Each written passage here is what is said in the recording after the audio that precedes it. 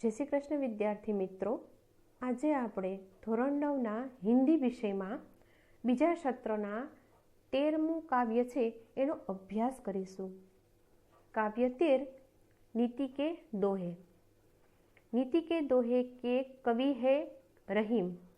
रहीम का जन्म लगभग 1553 में और निर्धन 1626 में हुआ था। रहीम का पूरा नाम अब्दुल रहीम खान खाना था। उनके पिता का नाम बेरमर बा था, जो अकबर के अभिभावक थे। रहीम अकबर के 9 रत्नों में से एक थे। अकबरना जे 9 रत्नों गणाता था ए 9 रत्नमांथी ए रहीम एक रत्न था। रहीम की कार्यक्षमता और बुद्धिमत्ता से अकबर बहुत प्रभावित थे। रहीम छे एक खूब बुद्धिशाળી અને કાર્યક્ષમ વ્યક્તિ હતા અને એની બુદ્ધિથી અકબર રાજા અકબર એનાથી ખૂબ પ્રભાવિત હતા। તેથી रहीम की कार्यक्षमता और बुद्धिमत्ता से अकबर बहुत प्रभावित थे और इसीलिए उन्होंने रहीम को अपने दरबार का महामंत्री का सर्वोच्च पद प्रदान किया था।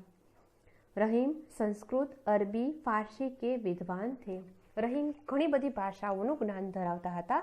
ए बधी भाषा में विद्वान हता। तो एनी कई कई भाषा जाने छे तो के संस्कृत, अरबी और फारसी भाषाना ए विद्वान हता। दानी के रूप में बहुत सुविख्यात है। जीवन के व्यवहारिक अनुभवों को उन्होंने अपनी सतसई में व्यक्त किया है। अहीं आपणे छे रहीमना 9 दोहानो अभ्यास करवानो छे। तो एना दरेक दोहामां एक संदेश होय छे अने ए संदेश समाज माटे खूब उपयोगी होय छे। तो आपणे ए जोईए के एना दरेक दोहामांथी आपणे शुं संदेश मळे छे। प्रथम दोहे में परहित की भावना એટલે કે પેલા જેનો પેલો દોહો છે એમાં પરહિત એટલે કે બીજાનું हित કરવાની ભાવના વ્યક્ત કરવામાં આવી છે। दूसरे दोहे में सही संबंध की रीत और सच्चा प्यार। બીજો દોહો છે એમાં સાચા સંબંધ અને સાચી રીત અને સાચો પ્રેમ કોને કહેવામાં આવે છે એનો ઉપદેશ આપવામાં આવ્યો છે। तीसरे दोहे में छोटी चीज का महत्व। ત્રીજો દોહો છે એમાં નાનકડી વસ્તુનું શું મહત્વ હોય છે એ દર્શાવવામાં આવ્યું છે। ચોથે दोहे में सही दीनबंधु की बात की गई है। જેનો ચોથો દોહો છે એમાં સાચું દીનબંધુ કોણ છે એની વાત એનો સંદેશ આપવામાં આવ્યો છે। પાંચમે दोहे में कड़वे वचन बोलने वाले की स्थिति का वर्णन है। એનો જે પાંચમો દોહો છે એમાં કડવા વચન એટલે કે કટુ વચન બોલનાર વ્યક્તિની સ્થિતિનું વર્ણન કરવામાં આવ્યું છે। છઠ્ઠે दोहे में उत्तम व्यक्ति की प्रवृत्ति એટલે કે જે છઠ્ઠો દોહો છે એમાં જે સારા ઉત્તમ શ્રેષ્ઠ વ્યક્તિની જે પ્રવૃત્તિ હોય છે તેનો સંદેશ એનું વર્ણન કરવામાં આવ્યું છે।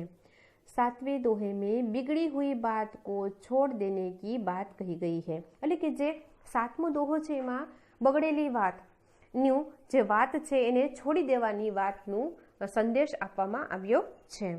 आठवें दोहे में ध्येय का महत्व तथा अंतिम दोहे में किसी से मांगना नहीं चाहिए इस बात को उद्धत किया है।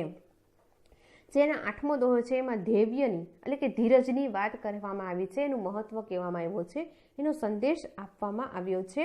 જ્યારે એનો અંતિમ દોહો એટલે કે 9મા દોહામાં માગવાની ના એટલે કોઈની પાસે માગ ન કરવી જોઈએ, કોઈની પાસે હાથ ના ફેલાવવો જોઈએ એની વાત કહેવામાં આવી છે।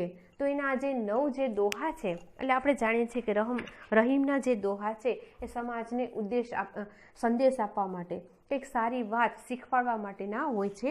તો આ 9 દોહામાંથી આપણને જે અલગ અલગ 9 વાત શીખવા મળે છે એનો આમાં સંદેશ છે। આપણે આજે જોઈ ગયા કે રહીમના જે 9 દોહા છે એનો સંદેશ શું છે।